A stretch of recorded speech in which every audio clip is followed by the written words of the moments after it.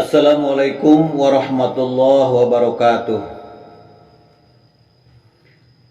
Para peserta didik sekalian yang Bapak cintai, pada kesempatan pagi ini kita berjumpa lagi dengan saya, guru mata pelajaran PAI dan Budi Pekerti, pada materi beriman kepada kitab-kitab Allah Subhanahu wa taala. Untuk itu, sebelum kita lanjutkan dengan materi ini, terlebih dahulu marilah kita berdoa bersama-sama. Perkenankan Bapak akan membacakan doa dan anak-anak sekalian supaya mengamininya. A'udzubillahi minasyaitonirrajim. Bismillahirrahmanirrahim. Allahumma sholli ala sayyidina Muhammad wa ala ali sayyidina Muhammad. Allahumma sholli ala sayyidina Muhammad wa ala sayyidina Muhammad.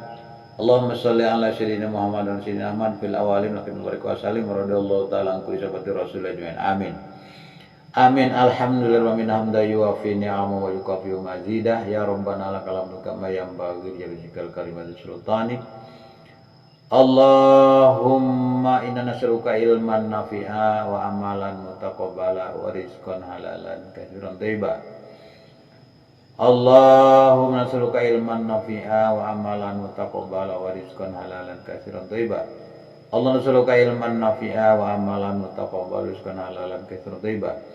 Rabbi shrah li sadri wa yassir li amri wa hlul 'uqdatam min lisani yafqahu qawli. Rabbi zidna ilman warzuqna fahman. Rabbi zidna ilman warzuqna fahman. Rabbi zidna ilman warzuqna fahman. Rabbana atina fid dunya hasanah wa fil akhirati hasanah wa qina adzabannar. Walhamdulillahirabbil alamin. Al-Fatihah. A'udzubillahi minasyaitonir rajim. Bismillahirrahmanirrahim. Alhamdulillahirabbil alamin arrahmanirrahim maliki yaumiddin. Iyyaka na'budu wa iyyaka nasta'in shiratal mustaqim shiratal ladzina an'amta 'alaihim ghairil maghdubi 'alaihim waladdallin. Amin. Ya Allah, kabulkanlah doa kami ya Allah.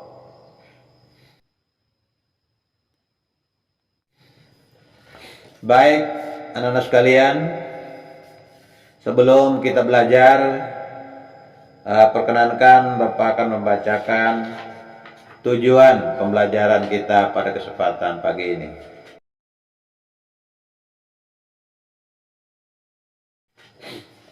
Tujuan pembelajaran kita yang pertama adalah menjelaskan pengertian tentang kitab suci. Yang kedua, menjelaskan pengertian beriman kepada kitab-kitab Allah. Yang ketiga, menyebutkan nama kitab-kitab Allah yang diturunkan kepada para rasul. Itulah tujuan pembelajaran kita. Ada 3 butir tujuan yang harus kita tempuh, yang harus kita hasilkan pada kesempatan pagi ini.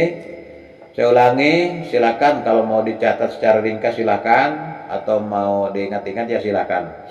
Tapi yang terpenting kalian tahu bahwa pagi ini kita akan mempelajari pengertian tentang kitab suci supaya kalian memahami itu. Yang kedua, bisa menjelaskan pengertian beriman kepada kitab suci. Yang ketiga, menyebutkan nama-nama kitab. Kita lanjutkan. Barangkali di antara anak-anak sekalian ada yang sudah mengetahui apa yang dimaksud dengan kitab-kitab Allah. Baik, saya lanjutkan. Iman artinya percaya. Iman kepada Allah berarti mempercayai dengan sepenuh hati bahwa Allah SWT telah menurunkan beberapa kitab kepada para rasulnya yang berfungsi sebagai penuntun kepada umat manusia dalam menjalani kehidupannya. Beriman kepada kitab-kitab suci Allah merupakan rukun iman ketiga. Sebagai seorang mukmin, kita wajib mengimani kitab-kitab Allah yang telah diturunkan kepada para utusannya, karena hal tersebut merupakan hal-hal yang mendasar dalam suatu akidah. belum dikatakan dia seorang mukmin bila dia belum beriman kepada kitab-kitabnya.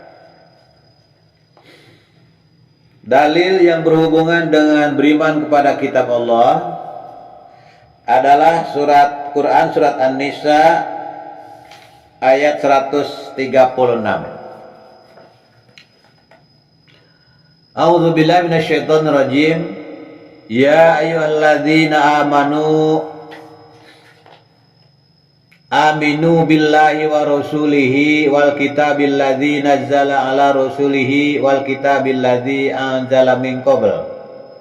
Wa may yakfur billahi wa malaikatihi wa kutubihi wa rusulihi wal yaumil akhir faqad dhalla dhalalan ba'ida.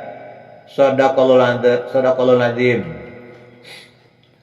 Wahai orang-orang yang beriman, tetaplah beriman kepada Allah dan Rasulnya Muhammad SAW dan kepada kitab Al-Quran yang diturunkan kepada Rasulnya serta kitab yang diturunkan sebelumnya.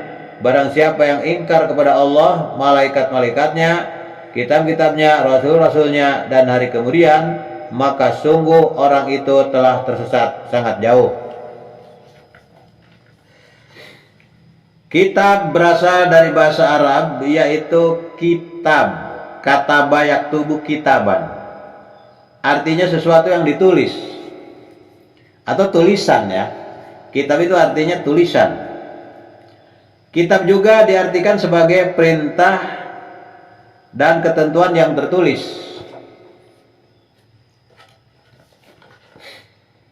Segala perintah dan ketentuan yang telah diberikan Allah kepada para nabi dan rasul tersebut disebut wahyu. Maka dapat dikatakan setiap wahyu Allah yang berisi perintah dan ketentuan sebagai petunjuk hidup manusia kemudian tertulis dalam mushaf atau kitab adalah kitab Allah.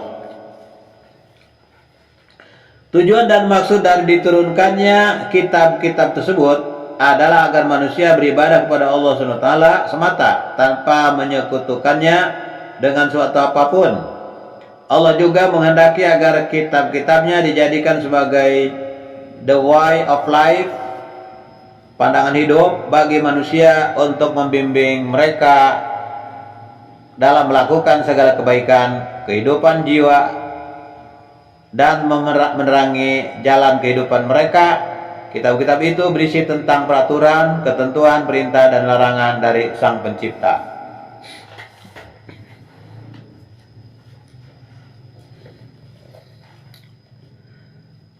Kandungan kitab-kitab Allah. Kitab-kitab Allah yang diturunkan banyak jumlahnya, ya, tapi yang wajib kita imani hanya ada 4 kitab, yaitu Taurat, Zabur, Injil, dan Al-Quran. Dalam keempat kitab tersebut terdapat persamaan yang saling melengkapi. 1. Kitab Taurat. Kitab Taurat adalah kitab yang diwahyukan Allah kepada Nabi Musa alaihissalam. Taurat diturunkan di Bukit Tur Sina di daerah Mesir sekitar abad 12 sebelum Masehi, yang menjadi pedoman hidup bagi kaum Bani Israel sebagai firman Allah SWT. Wa ataina Musal kitab wa jalnahu hudal li bani Israil alla tattakhidhu min duni wakila. Al-Isra ayat 2. Dan kami berikan kepada Musa kitab Taurat dan kami jadikannya petunjuk bagi Bani Israel dengan firman, janganlah kamu mengambil pelindung selain Allah. Quran surat Al-Isra ayat 2. Pokok ajaran kitab Taurat berisi tentang akidah, tauhid, dan hukum-hukum syar'i atau yang dikenal dengan 10 perintah. 10 perintah Tuhan, yaitu berisi 8 larangan dan 2 perintah, yaitu 1. Jangan ada padamu Allah Tuhan selain di hadiratku. 2. Jangan membuat patung, ukiran, dan jangan pula menyembah patung karena aku Tuhan Allahmu. 3. Jangan kamu menyebut Tuhan Allah dengan sia-sia. 4. Jangan membunuh sesama manusia. 5. Jangan berbuat zina. 6. Jangan mencuri. 7. Jangan menjadi saksi palsu. 8. Jangan berkeinginan memiliki hak orang lain. 9. Ingatlah kamu akan hari Sabtu supaya kamu sucikan dia. 10. Berikan hormat kepada bapak ibumu.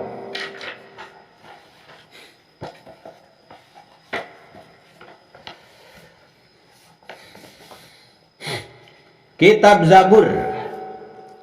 Kitab Zabur diwahyukan Allah kepada Nabi Daud alaihissalam sekitar abad ke-10 sebelum Masehi di seluruh wilayah Darussalam, Israel. Kandungan kitab Zabur berisi tentang kumpulan pujian-pujian kepada Allah atas segala nikmatnya. Selain itu berisi tentang zikir, doa, nasihat, dan hikmah. Kitab Zabur merupakan petunjuk untuk kaum Nabi Daud alaihissalam. Firman Allah Subhanahu wa taala, "Wa rabbuka a'lamu biman fis samawati wal ard. Wa laqad faddalna ba'dan nabiyyina 'ala ba'di wa ataina Dawuda zabura." Kitab Injil.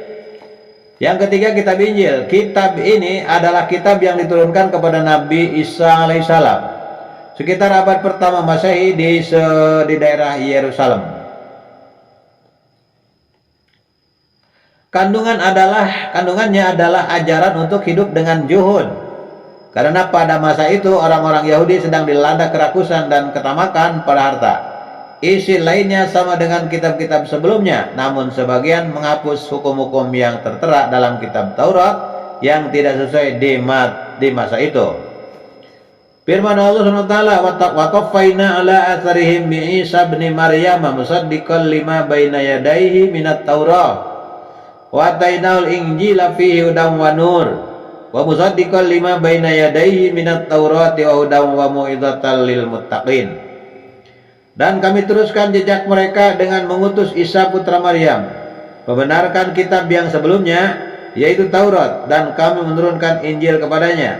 Di dalamnya terdapat petunjuk dan cahaya, dan membenarkan kitab yang sebelumnya,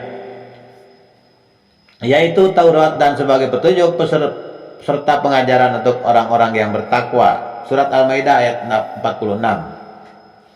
Selanjutnya kitab berikutnya yaitu kitab Al-Quran.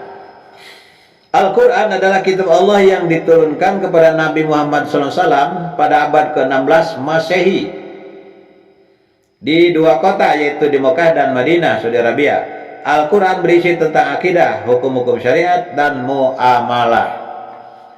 Al-Quran mempunyai perbedaan dengan kitab sebelumnya. Al-Quran merupakan kitab suci terlengkap dan abadi sepanjang masa dan untuk seluruh umat manusia akhir zaman. Bahkan Allah SWT menjamin kemurniannya sebagaimana firman Allah SWT, "Inna nahnu nazzalna dzikra wa inna lahu lahafizun." Artinya sesungguhnya kamilah yang menurunkan Al-Quran dan pasti kami pula lah yang memeliharanya. Surat Al-Hijr ayat 9. Al-Quran juga memiliki nilai ibadah dan pahala bagi yang membacanya. Setiap huruf yang dibaca akan mendapat pahala dari Allah SWT. Adapun isi ajaran Al-Quran sendiri sebagai kitab suci umat Islam adalah sebagai berikut.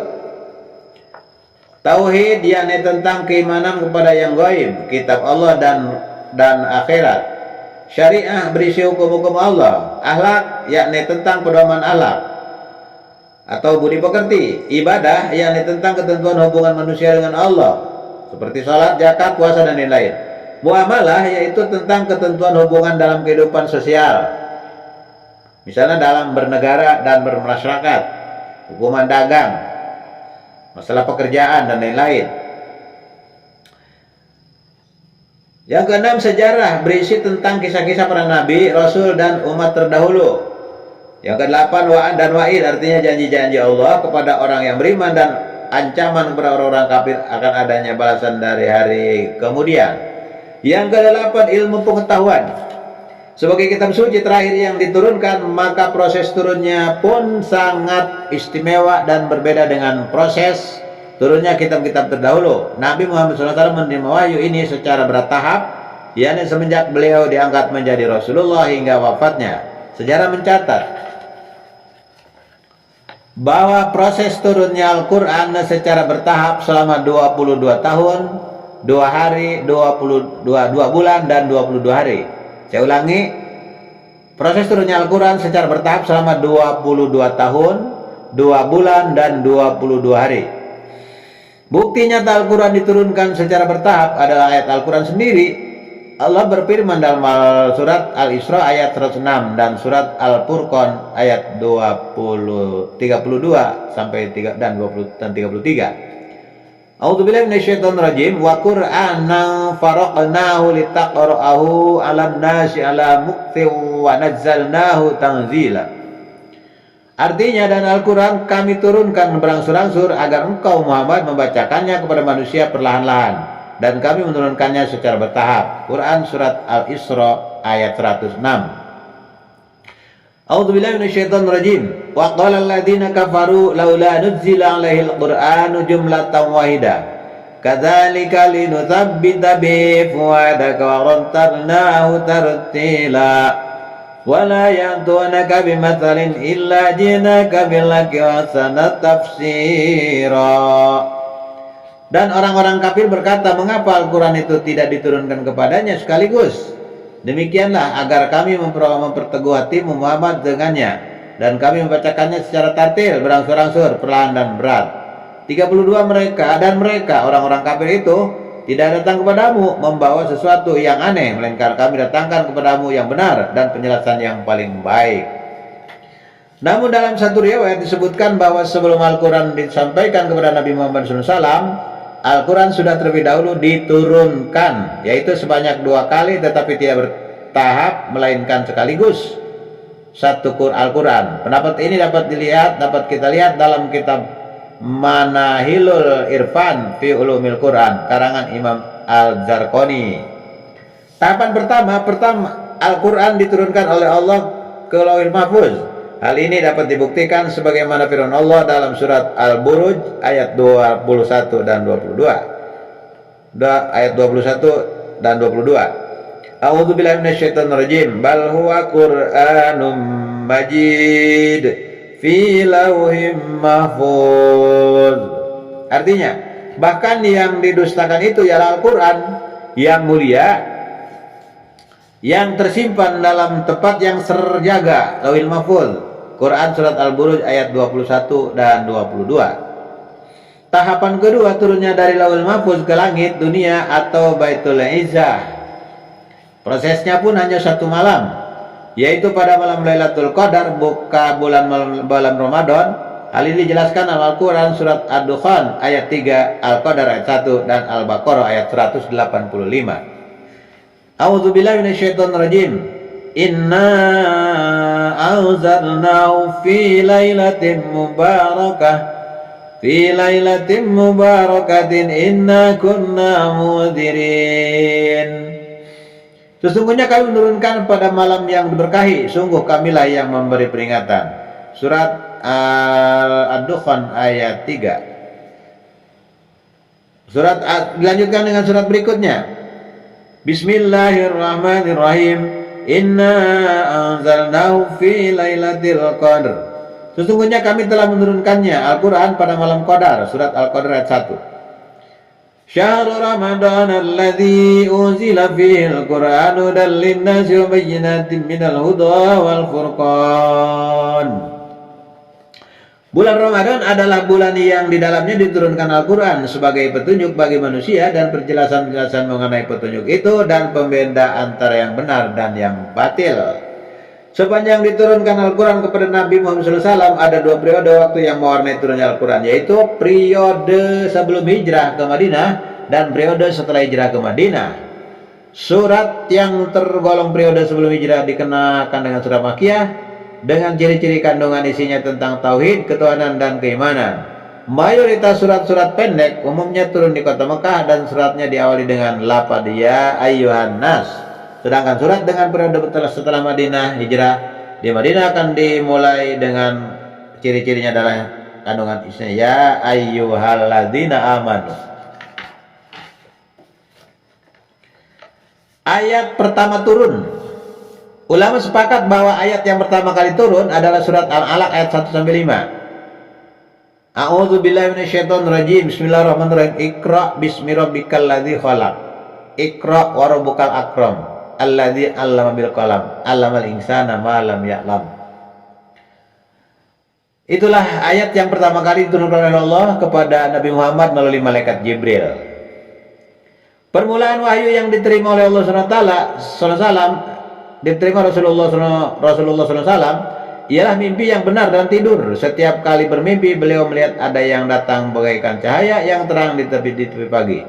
Kemudian beliau gambar mau mengasingkan diri. Ia pergi ke Gua Hira untuk tahanus sendiri dengan maksud mendekatkan diri kepada Allah. Berapa malam? Dengan membawa perbekalan, kemudian ia kembali ke rumah Khadijah, dan Khadijah pun membekalkan makanan seperti biasa. Sehingga akhirnya datanglah kebenaran kepadanya ketika ia berada di Gua Hira.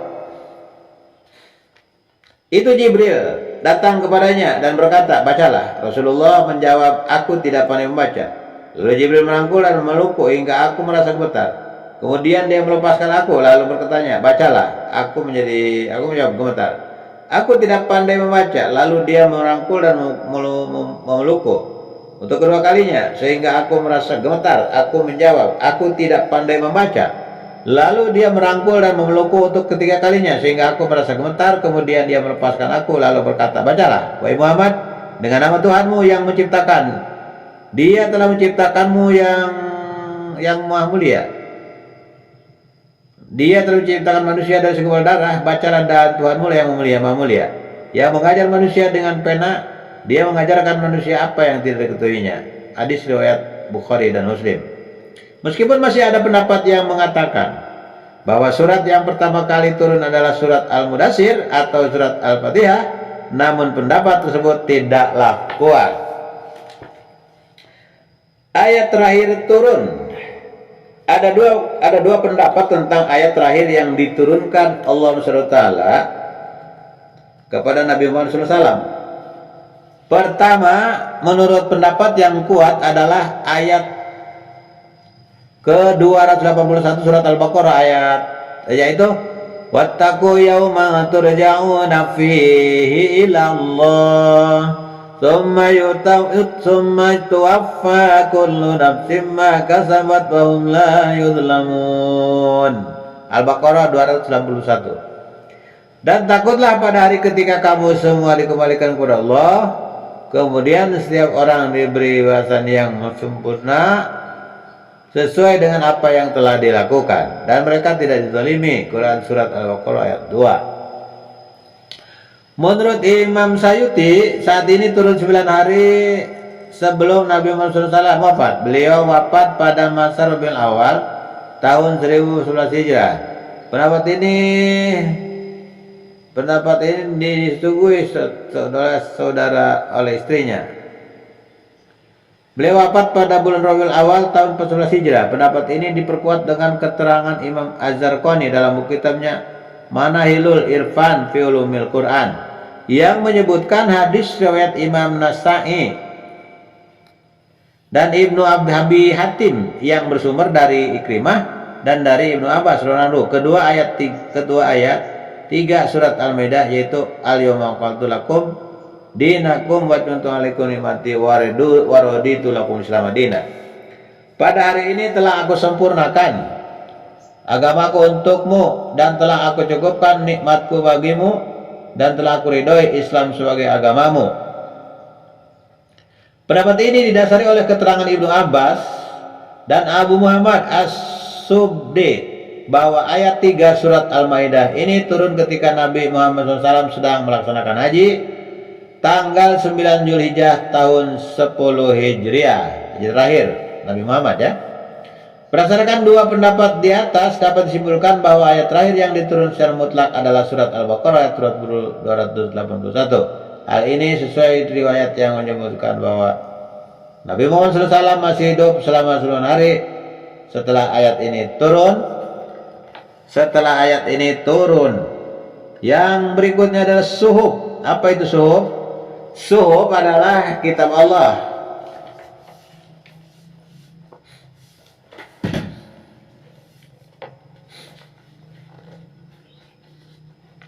Selain kitab Allah, wahyu Allah ada yang disebut suhuf, artinya kumpulan wahyu Allah yang di dalam kumpulan wahyu Allah yang dalam bentuk lembaran-lembaran yang terpisah. yang tidak dibukukan ya. Suhuf ini diberikan kepada Nabi dan Rasul. Suhuf berisi hukum dasar sebagai pedoman untuk menyiarkan agama kepada umatnya. Suhuf diturunkan Allah seperti kepada Nabi Ibrahim AS dan Nabi Musa AS. Hal ini dijelaskan Allah dalam Al-Quran surat Al-A'la berikut ini.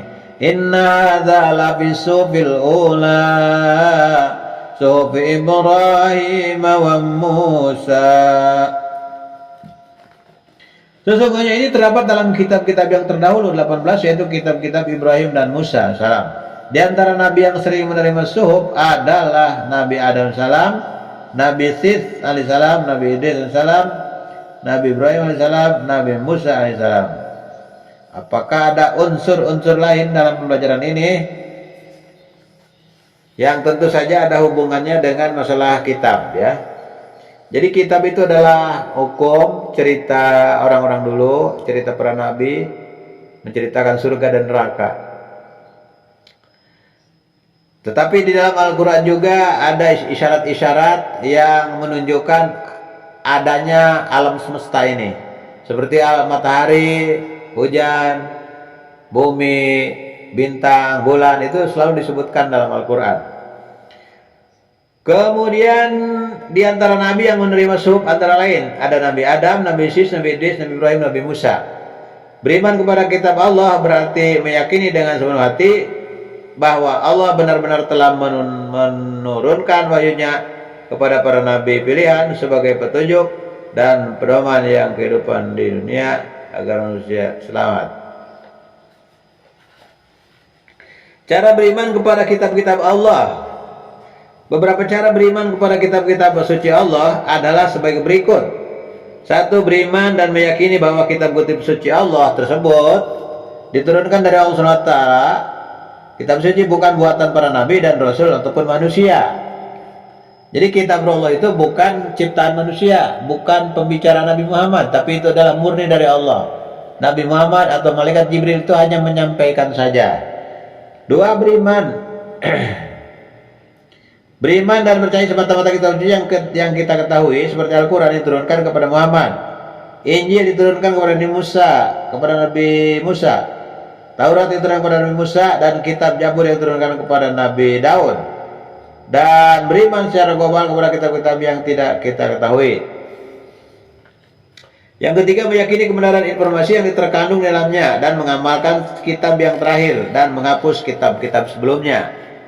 Bagi orang-orang yang beriman kepada kitab-kitab Allah akan mempunyai sikap sebagai berikut. Manusia akan mengaku keterbatasannya sehingga dalam perjalanan kehidupannya mereka tidak sombong.